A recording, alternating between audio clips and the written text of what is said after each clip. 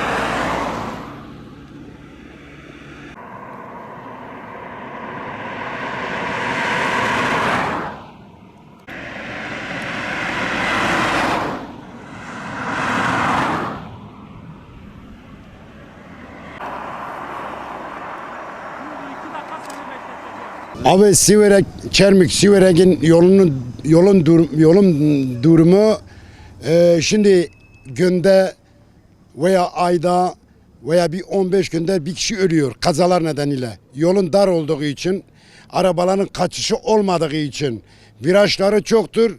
Çünkü ben 20 sene yakındır bu durakta çalışıyorum ve her gün kazalarla karşı karşıya geliyoruz. Şimdi bu yolun durumu da bu kaç senedir hep diyorlar ki projesini çözmüşler, yolu yapılacak. Geliyorlar birkaç tane çizgi atıp bir sene sonra ancak o adamları görüyoruz. Bir de o yol yapılmıyor. Ki bu yol Siverek, Çermik arasında yol işlek bir yoldur. Tırlar geçiyor, otobüsler geçiyor, minibüsler geçiyor, taksi kamyonları saymayalım. Ki bu bölgede Çermik, Ergani, Çünküş, Yeniköy bu bölgelerde Siverek üzeri yol çalışıyor.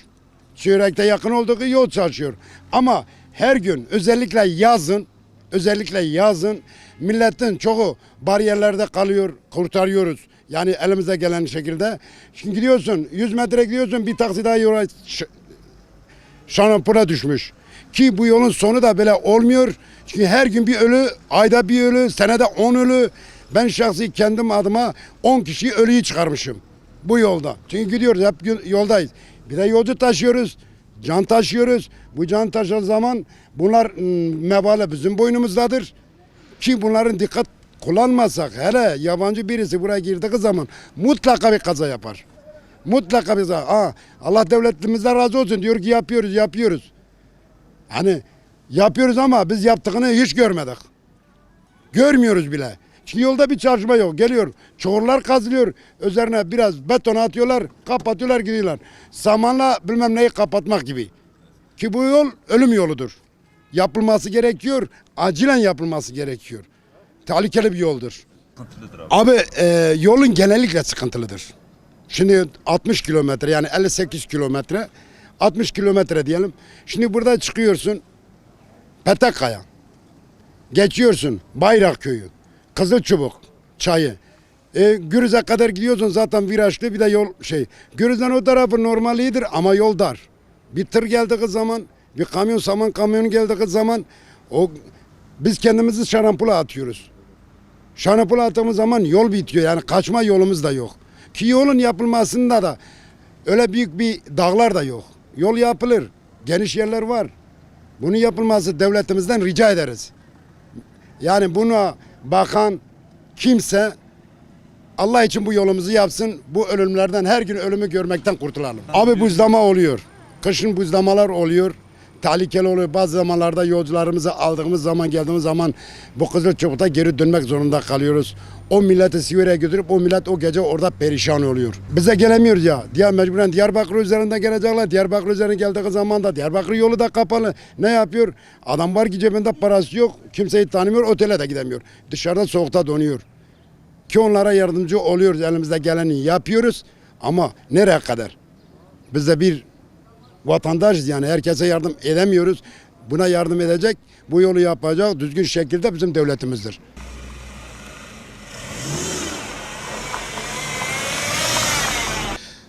Bu yol, ben bu yazın özellikle ben bu yolu çok kullandım. 2 günde bir kullandım. Gidip geliyordum.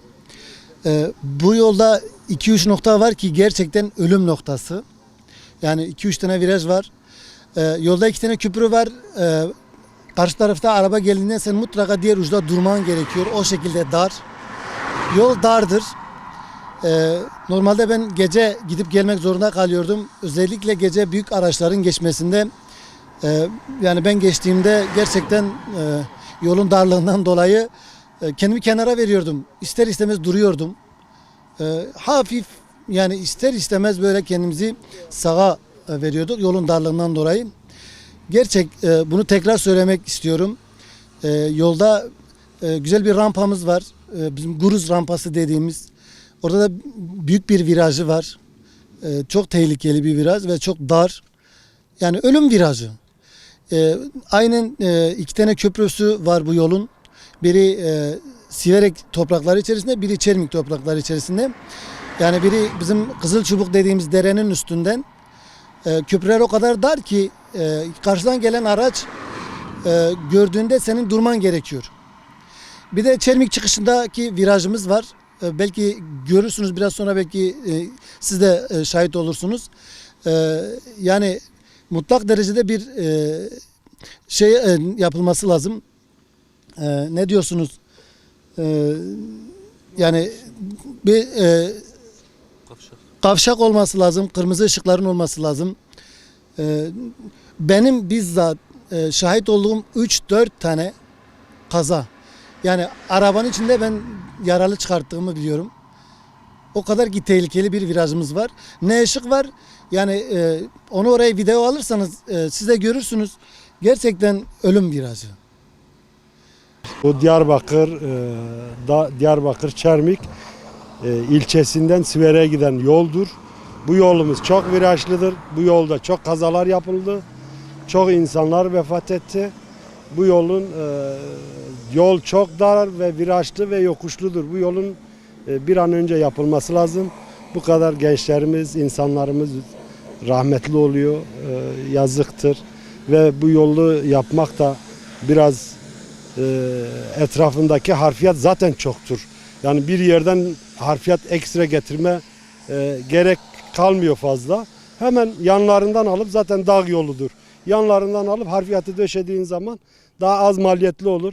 En azından memleketimiz için de iyi olur. Biz her zaman buradan Diyarbakır ilinden Urfa iline bağlantılı bir yoldur.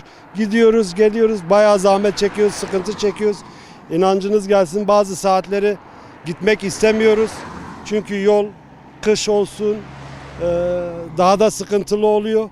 Yani yetkililere ricamız bir an önce bu yolu yaparlarsa çok seviniriz. Memleketimiz için de çok iyi olur.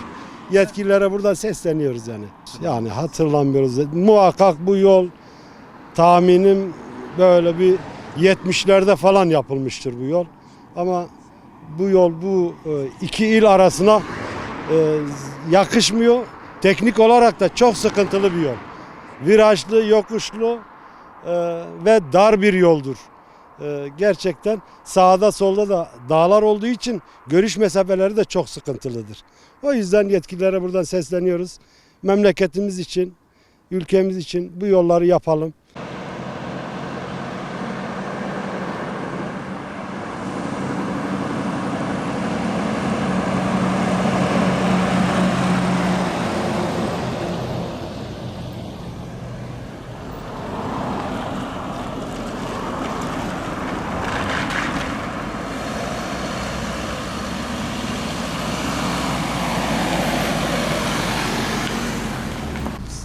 Tabii ki yolumuzu anlatmaya gerek yok aslında. Böyle bir çekerseniz yolu nasıl bir yol olduğu ortada, belli zaten.